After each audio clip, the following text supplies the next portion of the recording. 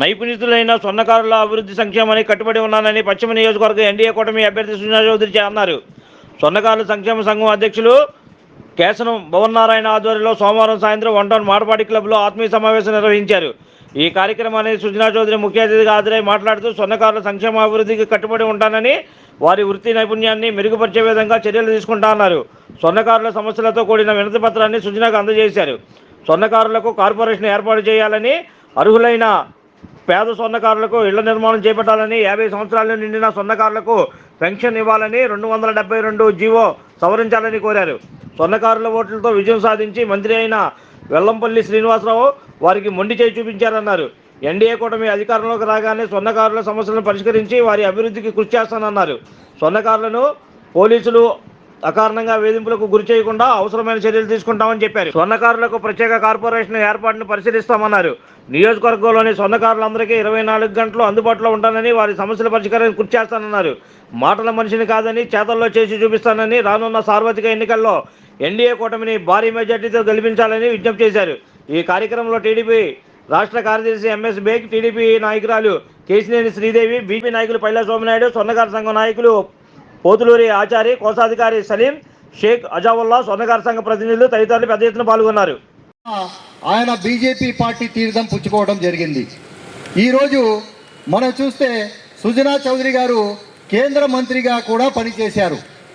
మనం కనకదుర్గ ఫ్లైఓవర్ కానీ, bench circle flyover కానీ ఒకసారి చూస్తే దీనిలో కూడా సుజనా చౌదరి గారి సహకారం ఉంది.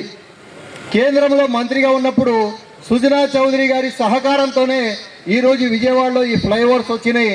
అనేక కార్యక్రమాలు, అనేక హైవేలు, అలాగే వాటర్ స్టాంప్ డ్రైనేజ్ యొక్క ఇక్కడ పనులు కూడా సుజనా చౌదరి గారు శాంక్షన్ చేయించడం జరిగింది. ఒకసారి రావటం కొంచెం సమయభావం కూడా వేరే వర్కింగ్ డే రోజున నాకు కూడా అనేక ప్రోగ్రామ్స్ ఉంటాం కూడా ఎంత పరిగెత్తుకొచ్చినా కొంచెం ఆలస్యమైంది. దాన్ని ఆలస్యాన్ని క్షమించాలి. ఇక్కడ బెంగాली సోదరులు ఉన్నారు. आप लोगों को तेलुगु सीखा नहीं? तेलुगु नहीं लोगों का पूरा मेरा सामने लेके आए तो सबको सुझाव का साथ आओ. जो भी काम है, जो भी तकलीफ है, सब करवा देंगे. उसमें कोई चिंता मत करो. नरेंद्र मोदी जी केंद्र सरकार से अभी 10 साल से क्या कर रहा आप लोग को मालूम है नहीं? विश्वकर्मा योजना बोल के एक अच्छा स्कीम लेके आए ना. विश्वकर्मा योजना कितना लोग को मालूम है? ఎంతమంది తెలుసు విశ్వకర్మ యోజన ఉందని? అందరికీ తెలుసు. अगर विश्वकर्मा योजना आप लोग अच्छा पढ़ के उसका बेनिफिट ले लिए तो सब आप लोगों का सबका जो भी तकलीफ है, जो भी मुद्दा जो बोल रहा है, सबको आपको जवाब मिलता. భావనారాయణ గారు, ఆచార్య గారు ఈ సమావేశం ఏర్పాటు చేసి నన్ను గెస్ట్ ఆఫ్ ఆనర్ కింద పిలవడం జరిగింది. వాళ్ళ అన్ని చిన్న చిరు కోరికలు మాత్రమే ఉన్నాయి. వాళ్ళందరూ కూడా ఈరోజు ఎట్టి పరిస్థితుల్లో ఈ అరాచక పాలన పోవాలి, మంచి పాలన కావాలి అని వాళ్ళందరికీ వాళ్ళే తీర్మానం చేస్తున్నారు.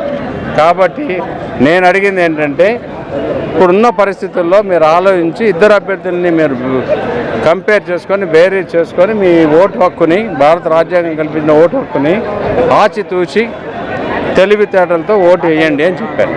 డెఫినెట్గా వాళ్ళందరూ సపోర్ట్ చేస్తారని నేను నమ్ముతున్నాను. Thank you sir. Shri Kamakshi Swarnakara Sangham అధ్యక్షులు, విజయవాడ. మరి ఈరోజు మేము మాడపాటి క్లబ్ నందు మా యొక్క సర్వసభ్య సమావేశాన్ని స్వర్ణకార ఆత్మీయ సమావేశం పేరుతో ఏర్పాటు చేసుకున్నాం. కానీ అనుకోకుండా మరి ఈ రోజున మా 1 టౌన్లో పోటీ చేస్తున్నటువంటి బీజేపీ, మరి జనసేన, అలాగే తెలుగుదేశం పార్టీ అభ్యర్థి, ఉమ్మడి అభ్యర్థి శ్రీ సత్యనారాయణ యలమంచిలి సత్యనారాయణ చౌదరి గారు అనుకోకుండా విచ్చేశారు.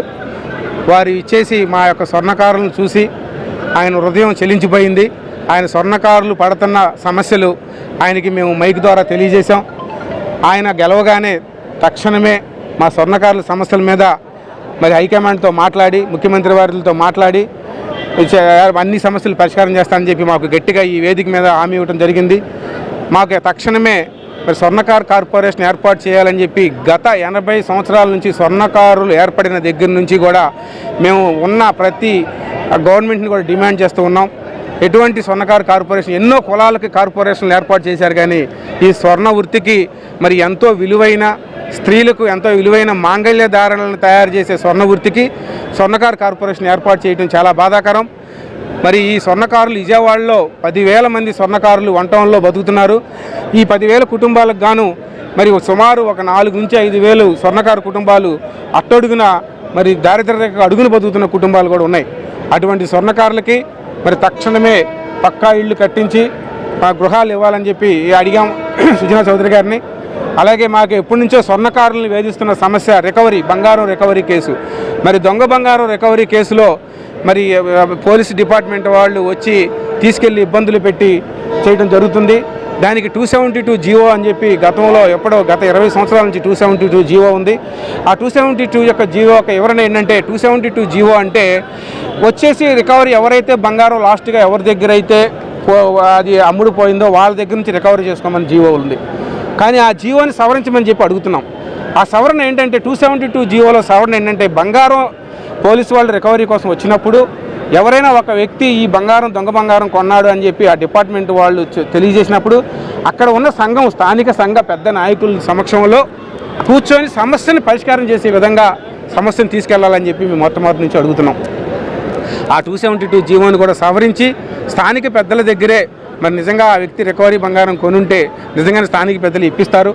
ఆ సమస్యను అక్కడే పరిష్కారం చేసి పోలీస్ డిపార్ట్మెంట్ వాళ్ళు మరి ఆ స్టేషన్కి తీసుకెళ్లకుండా స్వర్ణకారులను రక్షించాలని చెప్పి 272 జీవో దాన్ని సవరించమని అడిగాం. సార్ ఎట్టి పరిస్థితులను 272 జీవో సవరిస్తారని చెప్పారు. అలాగే ఇంకో సమస్య, స్వర్ణకారులు చేతి వృత్తి చేసే వాళ్ళకి ముఖ్యంగా దెబ్బతినేవి కళ్ళు. మరి చేతి వృత్తిదారులు మరి ఎంతో కళ్ళతో పనిచేసి ఎంతో నైపుణ్యంతో స్త్రీలకు అందాన్ని చేకూర్చే విధంగా ఆభరణాలు తయారు చేస్తున్నారు. అటువంటి స్వర్ణకారులకి కళ్ళు దెబ్బతింటం వల్ల చాలా ఇబ్బందులు పడుతున్నారు. పెద్ద వయసు ఉన్న స్వర్ణకారులు 50 సంవత్సరాలకే స్వర్ణకారులకి పెన్షన్ ఇవ్వాలని చెప్పి ఈ యొక్క రాబోయే గవర్నమెంట్ని మేము గట్టిగా డిమాండ్ చేస్తున్నాం. మా యొక్క సమస్యని అందులో కూడా ఉంచాం. మీ పేరు చెప్పండి. నా పేరు భావనారాయణ, శ్రీకామాక్షి స్వర్ణకార సంఘం అధ్యక్షులు, విజయవాడ. Thank you.